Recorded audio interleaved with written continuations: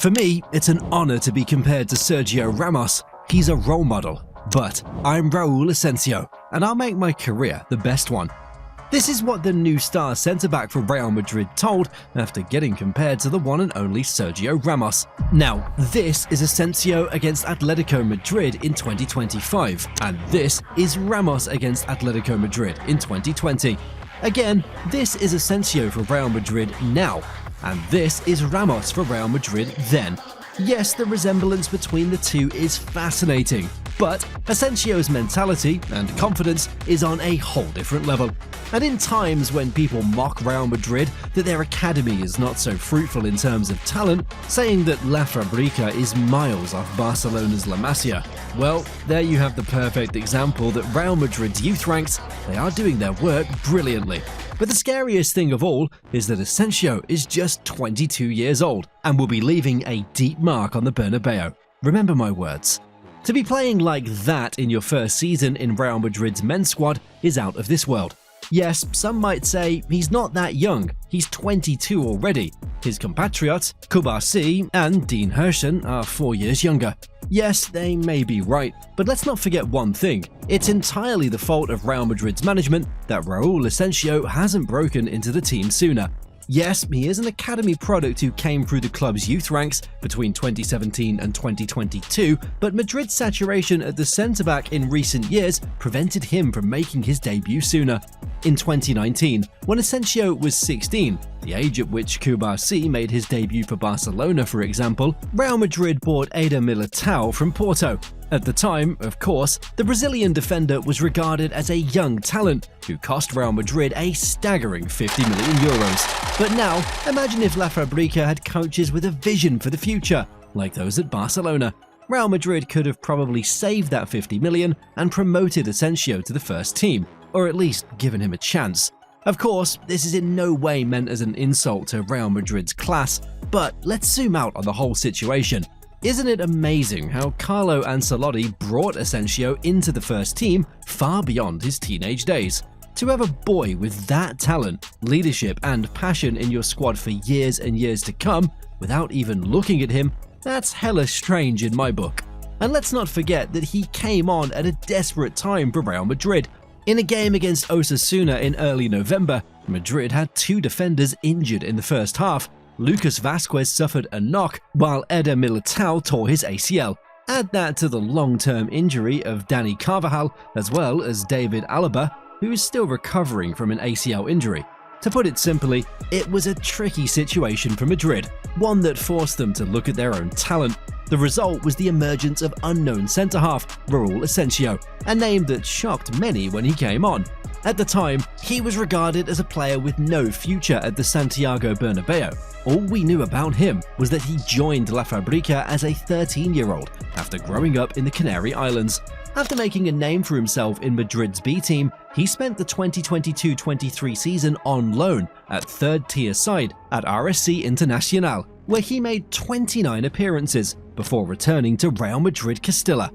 Another notable thing about him, which came to light just hours after his debut against Osasuna, was that in September 2023, he was arrested along with 3 teammates on suspicion of distributing a non-consensual explicit video involving a 16-year-old girl.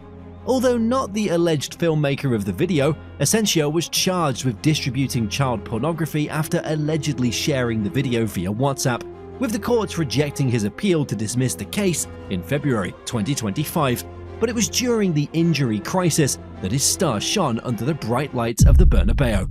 At the time, Real Madrid was struggling after back-to-back defeats at the hands of formidable opponents, Barcelona, where Madrid were brutally humiliated 4-0, and AC Milan in the Champions League. What's more, both defeats came at the Bernabeu, with defense the key factor in their poor form. But Asencio came just in time to stabilize Madrid's defense with his presence and ambition.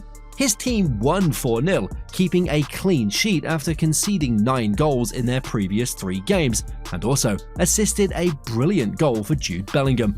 Interestingly, it was Jude's first goal of the season after a 3-month scoring drought. over the next few weeks and up to the present day, Bellingham has scored 10 goals in all competitions, so it's safe to say that it was Asencio who unlocked Jude's goal-scoring form in 2024-25. And while we're on the subject of Asencio's brilliant long ball, can you recall another pass that led directly to a goal for Madrid this season? It was, of course, his mesmerizing through ball to Mbappe against Man City. Asencio received the ball, looked up, saw Mbappe running in behind him, and punished their high line with a pinpoint pass. And by the way, if you look at those assists, who said that Kurbasi is the best young ball playing defender in the world? In fact, Kurbasi has 3 assists to his name this season, having made 38 appearances in all competitions, while Asencio is just 1 short, but has played 14 games fewer.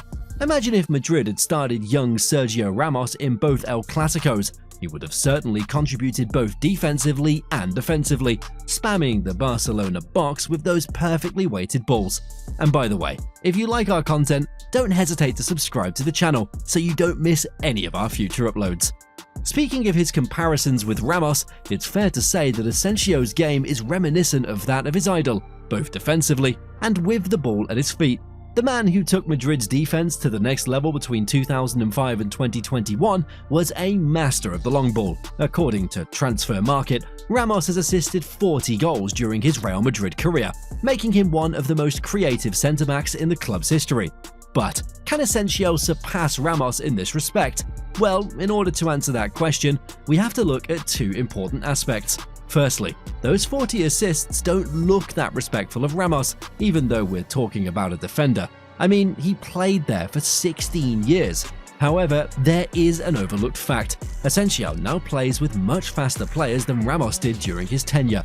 Yes, everyone has their own opinion, but in terms of raw pace, both Vinicius and Mbappe are faster than Cristiano Ronaldo. And when you have the likes of the Brazilian and France internationals chasing your stunning long passes, there is a good chance that Asencio will overtake Ramos in assists. The other important aspect is the very popular tactic that more and more teams are adopting, the ultra-high defensive line.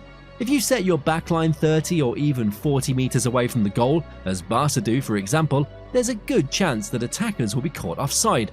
But with a little more practice and repetition, this problem could be solved. I can assure you that Ancelotti will be focusing on this in the next El Clasicos. Real Madrid and Barcelona will meet for the 2nd time in La Liga in May.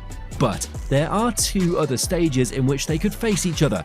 The final of the Copa del Rey, if Madrid and Barcelona beat Real Sociedad and Atletico Madrid respectively, and the final of the Champions League, which would be a monumental moment for football. And to get back to the high defensive lines, exactly players like Raul Asencio could thrive in such scenarios, which gives us yet another reason to think that the 22-year-old Spaniard would be a pillar for Real Madrid in both aspects of the game. So, we talked about the similarities between Ramos and Asencio, but there is one big difference. Listen, even though Ramos left a bitter taste after his departure to PSG in 2021, leaving Real Madrid without a real leader at the back, he'll always be remembered as a Madrid legend. But there's one important fact. Real Madrid could never call Ramos our boy, just because he wasn't a product of the Real Madrid academy. He began playing his career at the age of 6, kicking the ball for local side Sevilla and progressing through the Andalusian's club youth system. Yes, Ramos eventually arrived at the Bernabeu as a teenager, 19 in 2005, but he was never part of La Fabrica. Enter Asencio. Unlike Ramos, Asencio is a 100% Real Madrid product. Yes, he also played for Las Palmas in his native island, but it was Real Madrid that made him the man and footballer he is today. He's a Madridista at heart and will be keen to leave a legacy. And who knows, the potential is already there. So don't be surprised if in 20 years' time, we're talking about Raul Asencio de Rosario as the best defender in Real Madrid's history. So, what's your take, guys? Is Asencio really that good, or will he be just filling the voids left after Militao's injury? And also, what's your opinion on the Kurbasi-Asencio debates? Share your thoughts below. Also, if you enjoyed that one, please consider subscribing to the channel, or check our latest upload, in which we talked about how good is the new Rodri in Man City's midfield. See you there.